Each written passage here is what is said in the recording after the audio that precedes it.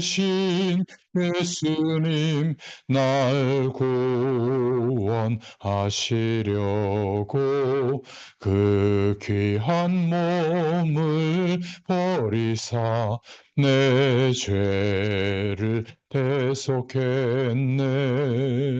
나 주님을 늘 믿으며 그 손을 의지하고 내 몸과 마음을 바쳐서 끝까지 충성하리. 내 진실하신 친구여 큰 은혜 내려주사 날 항상 보호하시고 내 방패 되옵소서. 그 풍성한 참 사랑을 능히 그늘 쏘냐. 날 구원하신 예수는 참 좋은 나의 친구. 아멘. 기도합니다. 살아계신 하나님, 참 감사합니다. 오늘도 주의 말씀을 의지하여 주님을 바라볼 수 있도록 하나님께서 우리를 일으켜 주심을 감사합니다.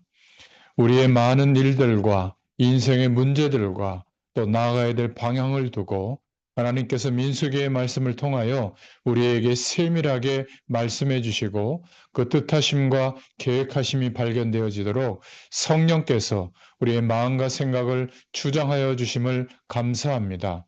오늘도 민수기의 말씀이 우리 각자에게 응답이 되는 시간이 되도록 역사하여 주시옵소서. 함께 하실 줄 믿사옵고 예수님의 이름으로 기도드렸습니다. 아멘. 네, 우리 하나님 말씀은 민수기 26장 1절부터 4절입니다. 연병 후에 여호와께서 모세와 제사장 아론의 아들 엘르아살에게 말씀하여 이르시되 이스라엘 자손의 온 회중의 총수를 그들의 조상의 가문을 따라 조사하되 이스라엘 중에 20세 이상으로 능히 전쟁에 나갈 만한 모든 자를 계수하라 하시니 모세와 제사장 엘르아살이 여리고 맞은편 요단가 모압 평지에서 그들에게 전하여 이르되 여호와께서 애굽 땅에서 나온 모세와 이스라엘 자손에게 명령하신 대로 너희는 20세 이상 된 자를 계수하라 하니라. 아멘. 오늘 제목은 두 번째 인구조사 제목입니다. 오늘 본문은 모압 평지에서 가나안 정복을 앞두고 병사의 수를 계수한 내용입니다. 첫 번째로 살펴볼 것은 하나님의 열심에 대해서인데요. 모압 평지에서 두 번째 병사의 수를 계수하게 하시죠.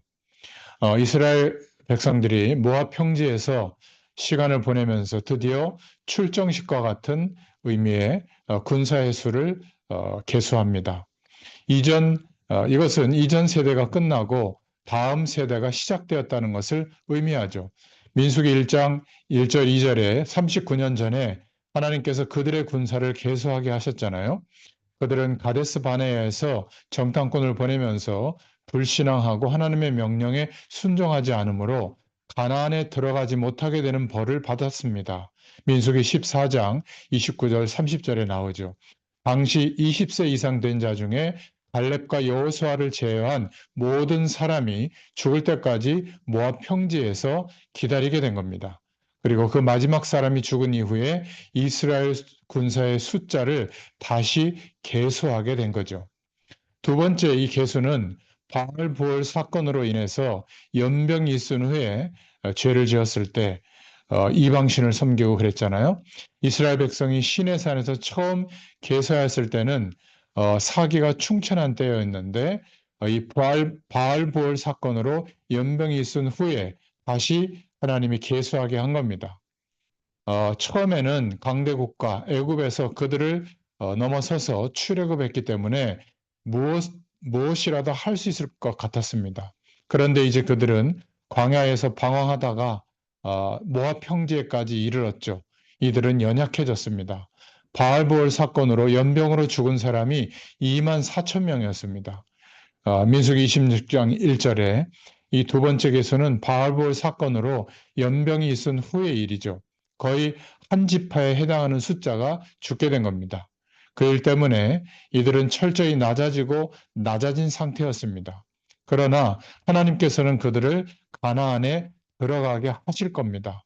그래서 병사의 수를 계수하게 하신 것이죠. 이스라엘을 가나안에 이끄시는 하나님의 열심으로 이스라엘 백성들은 가나안에 들어가게 된 것이죠. 그래서 이 계수는 숫자를 센 것은 먼저 군사의 수를 파악하기 위한 것이고, 둘째는 땅을 분배하기 위한 것이기도 합니다. 땅을 분배하기 위한다는 것은 이미 그들이 승리할 것임을 전제하고 하는 일이죠. 하나님의 그 열심이 이스라엘을 가나안에 들어가게 하셨습니다. 이스라엘의 구원을 위하여 출애굽시키시고 광야 40년을 훈련시키고 이제 다시 가나안에 들어가게 하시는 것이죠. 이스라엘은 과거에 군사의 수를 계수했지만 가나안에 들어가지 못했습니다. 이제 다시 군사의 수를 카운트하게 해서 형편은 더 어려웠지만 하나님의 힘과 열심이 가능하게 되도록 역사했던 것이죠.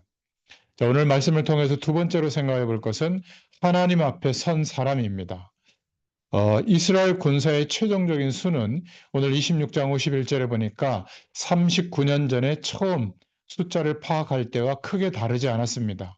총 숫자가 60만 1730명이었더라 26장 51절에 말하고 있죠. 처음에 비해서 1820명이 줄어든 숫자입니다. 제일 많이 줄어든 지파는 시몬 지파인데 아마 바알보을 사건의 영향이 큰 것 같아요.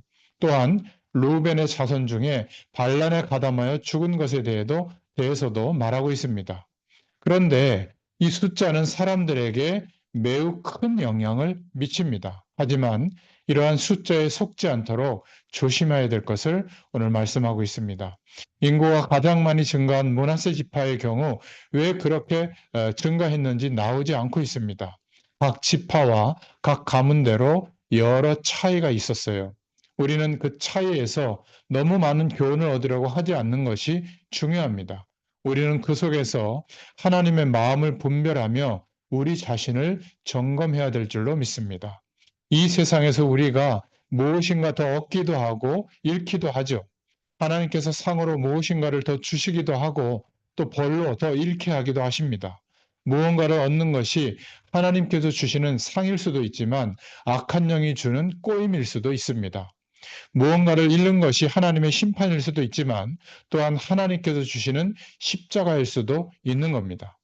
사막에서 영성훈련을 했던 교부들을 한번 생각해 보세요. 모든 것을 내려놓고 사막에 들어가서 음식을 극도로 줄이고 모든 어려운 여건에서 훈련한 겁니다.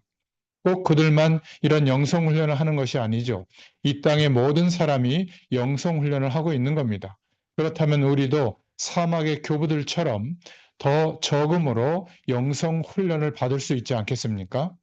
영성훈련하는 사람들 중에 더 많이 먹고 마시며 그렇게 한다는 말을 들어본 적이 없습니다. 어떤 사람은 더 주어짐으로 믿음으로 진보를 이루는 사람이 있는가 하면 어떤 사람은 더 없음으로 인해서 믿음의 진보를 이룰 수 있는 겁니다. 어느 시대는 더 얻는 것이 화가 될 수도 있었고 어느 시대는 더 얻는 것이 복이 될 수도 있었던 겁니다. 사실 이 세상에서의 숫자는 그리 중요한 것이 아닙니다. 최소한 믿음을 가진 우리는 그것을 알아야 됩니다.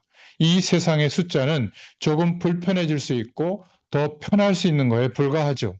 만약 이 세상을 본다면 그것은 무엇보다 중요한 것이지만 영원한 하나님의 축복 속에서는 지극히 작은 겁니다. 그것은 영원한 것을 위한 훈련일 뿐이기 때문에 그렇습니다. 잘 훈련받는 것이 중요한 것이지 다른 의미를 갖는 것은 아닙니다. 오늘 결론으로 보자면 첫 번째로 오직 하나님 앞에서는 나 자신이 중요하다는 것을 말씀하고 있습니다. 오늘 민수기 26장을 쭉 읽어보세요. 각 지파들의 숫자가 계속 나오고 있거든요. 그걸 읽어보면 그냥 덤덤히 읽게 되지 막 긴장하고 읽지 않습니다. 숫자가 많다고 놀라고 숫자가 적다고 슬프지 않거든요. 그런 담담한 마음을 우리가 가져야 됩니다. 중요한 것은 내 주변에 크고 많은 숫자가 아니라 나 한 사람이 하나님 앞에 제대로 서는 것이 중요합니다. 다른 숫자는 별 의미가 없어요. 오직 하나님 앞에 서는 나 자신이 가장 중요합니다. 두 번째로 하나님은 한 사람 한 사람을 보시는데 믿음은 그 사람이 가진 수가 아니라 그 사람 자신입니다. 이스라엘 군사의 수를 세고 있는데 사람들은 각 지파의 숫자 총계를 보지만 그러나 하나님은 한 사람 한 사람을 보신다는 것을 기억하시기 바랍니다. 믿음은 그 사람이 가진 수가 아니라 그 사람 자신입니다. 숫자에 속지 말고 각 사람이 하나님 앞에 서야 합니다. 하나님의 열심이 세 번째로 이스라엘 백성들을 가나안에 들어가게 하시는 겁니다. 하나님은 그들의 구원에 온 마음을 기울이시죠. 그런데 많은 사람들의 경우 구원이 아니라 숫자에 연연합니다. 이런저런 가진 것에 관심을 갖는 것, 그것보다 하나님이 관심을 가지시는 우리 한 사람에 대해서 마음을 담을 수 있기를 바랍니다. 마지막으로 하나님은 한 사람을 믿음의 사람으로 지금도 우리 자신들을 세우고 계십니다. 오늘 민수기 26장을 읽어보면 수많은 숫자가 나오고 그것도 중요하지만 그러나 그것 자체가 중요한 것이 아닙니다. 오늘 본문은 전체 숫자가 중요한 것이 아니죠. 숫자로 전쟁을 이기는 것이 아니기 때문입니다. 하나님의 역사죠. 오늘 본문의 숫자는 그 안에서 항상 일이 중요합니다. 하나님은 한 사람을 믿음의 사람으로 세우고 계시기 때문에 그런 겁니다. 우리는 우리의 구원을 위하여 열심이신 하나님을 그 마음을 바라볼 수 있기를 바랍니다. 우리가 세상의 숫자에 속아서 거기에 마음을 뺏기지 말고 우리도 우리의 구원의 축복에 대해서 열심을 가져야 됩니다. 숫자에 속지 말고 나를 믿음으로 구원에 이르게 하시는 하나님을 온전히 바라볼 수 있기를 예수님의 이름으로 축원합니다. 하나님 너무 감사합니다. 오늘도 우리의 인생의 길을 걸어갈 때에 우리가 갖고 있는 소유의 유무에 마음을 너무 뺏기지 않게 하시고 하나님께서 우리의 인생을 인도하시는 것을 믿음으로 보게 되도록 역사하여 주시옵소서.